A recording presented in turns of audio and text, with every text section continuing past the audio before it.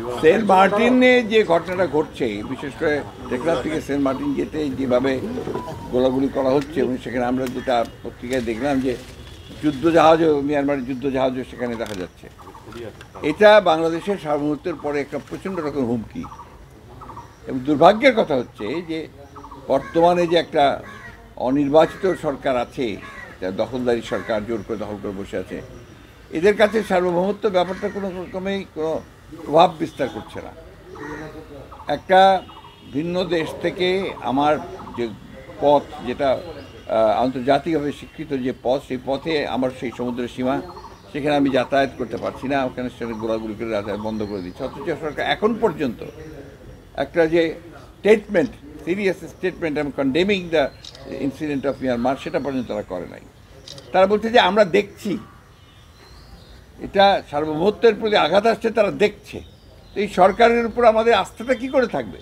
এই দেশের জনগণ, যারা দেশের মানুষ তো আশা করে যে সরকার তাদের সার্বভৌমত্ব রক্ষা করবে, তাদের স্বাধীনতা রক্ষা করবে, তো সেখানে সরকারের কোনো রকম কথাই আমরা শুনতে পাচ্ছি না। এটা আমি মনে করি যে এই সরকার যেহেতু দুর্বল একটা সরকার, তার কোনো ম্যান্ডেট নেই মানুষের, এবং অ্যাট দি সেম টাইম এটা একটা নতজানু সরকার, এই বিদেশের উপর নির্ভর করেই সে টিকে আছে, যে কারণে সে একটা কথা বলতে পর্যন্ত সাহস পায় না। মিয়ানমার থেকে গুলি হচ্ছে, আমার মারাও গেছিল, অথচ দেখা যাচ্ছে সে কোনো কথা বলে না। তো এটাকে আমরা তীব্রভাবে কন্ডেম করি। আমরা মনে করি যে অবিলম্বে সরকার পদত্যাগ করা উচিত এই ইস্যুতে। ইনফ্লেশন, মুদ্রাস্ফীতি যেভাবে বেড়েছে, এটা সাধারণ মানুষের ক্রয় ক্ষমতার সমস্ত বাইরে চলে গেছে, এবং সেটা লক্ষ্য করা যাচ্ছে যে এবারকার কোরবানির ঈদের জন্য কোরবানির যে পশু লোকে কিনতে যাচ্ছে, সেখানে কিনতে পারছে না। বেশিরভাগ ক্ষেত্রে দেখা যাচ্ছে যে নাগালের বাইরে সমস্ত দাম। ঢাকাতে তো পরিষ্কারভাবে কোনো লোকই নেই, বাজারে, পশুর বাজারে, হাটের কোনো মতো লোক নাই, কেউ কিনতে পারছে না। এবং এটার কারণটাই হচ্ছে যে মানুষের আর্থিক অবস্থা চরমভাবে খারাপ হয়েছে। এই সরকার তো বেসিক্যালি তার লুট করে দেশের সমস্ত সম্পদকে বিদেশে পাচার করে দিয়েছে, ব্যাংকগুলো থেকে লুট করে শেষ করে দিয়েছে, এবং অর্থনীতিকে চরম খারাপ অবস্থায় নিয়ে এসছে। কয়েকদিনে আপনারা দেখেছেন সবাই যে দেশের প্রখ্যাত অর্থনীতিবিদরা তারা বলেছে যে দেশের অবস্থা, অর্থনৈতিক অবস্থা অত্যন্ত খারাপ, নাজুক অবস্থা। বেনজির আজিজ ইস্যু তো আপনাদের সকলেই এটা একটা আই ওপেনার হওয়া উচিত।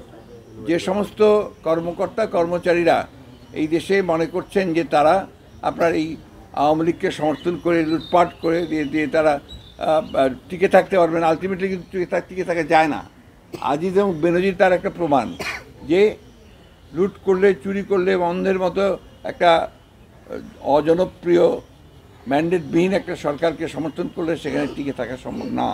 এবং দেখেন, ওই সরকারই তাদেরকে স্কেপগোট বানাচ্ছে, তাদেরকে বলির পাঠা বানিয়েছে কিন্তু ওই সরকারই, অথচ তারাই কিন্তু লুটপাটটা করছে।